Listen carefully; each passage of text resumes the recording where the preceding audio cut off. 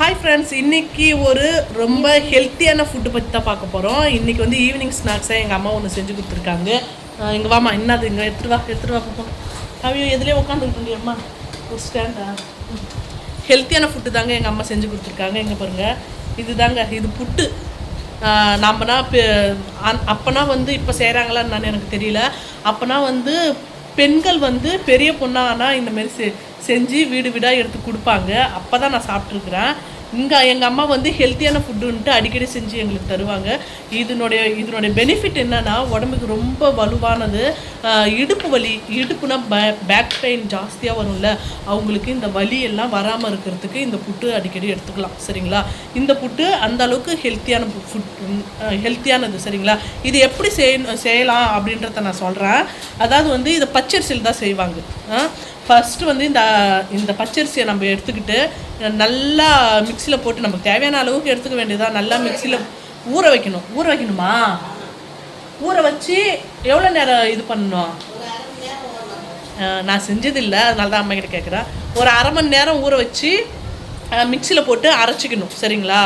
ஊற வச்சுன்னா தண்ணி அரைக்கக்கூடாது. சரிங்களா? அரை மணி நேரம் வந்து நல்லா ஊற வச்சு அந்த தண்ணி இல்லாமல் அந்த பதத்துக்கு அரைச்சிக்கணும். அரைச்சி லைட் நம்ம இட்லி வேக வைப்போம் தெரியுங்களா, அதே மாதிரியே வந்து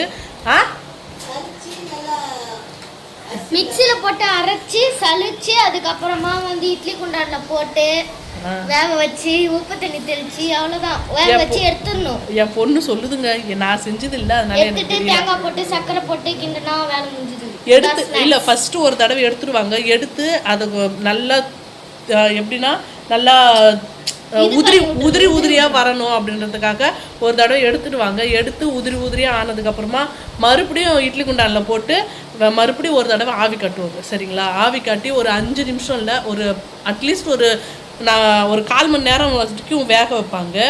கொழுக்கட்டை வேகிற மாதிரி தான் இதுவும். உடனே வெந்துடும்.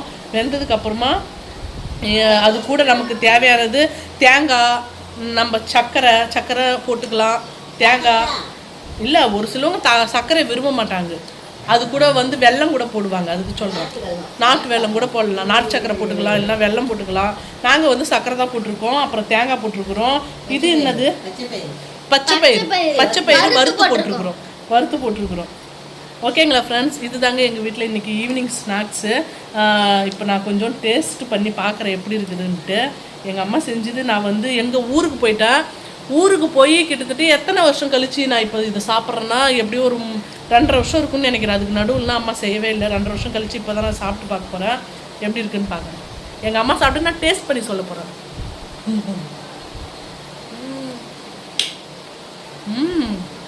சூப்பராக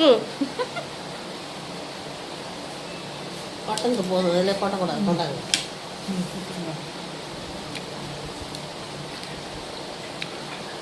எதுக்கு நான் சொல்கிறேன்னா, எதுவாக இருந்தாலும் வீட்டிலே ஹெல்த்தியான ஃபுட்டாக செஞ்சு சாப்பிட்டு உடம்பை ஹெல்த்தியாக வச்சுக்கோங்க. ஓகேங்களா? இந்த மாதிரி புட்டு வந்து கேவுரு மாவுலேயும் செய்வாங்க, கோதுமைலையும் செய்வாங்க. கேவுரு மாவில் செஞ்சால் அவ்வளோ உடம்புக்கு வலுவு. இது பச்சரிசியில் செஞ்சுருக்குறோம்.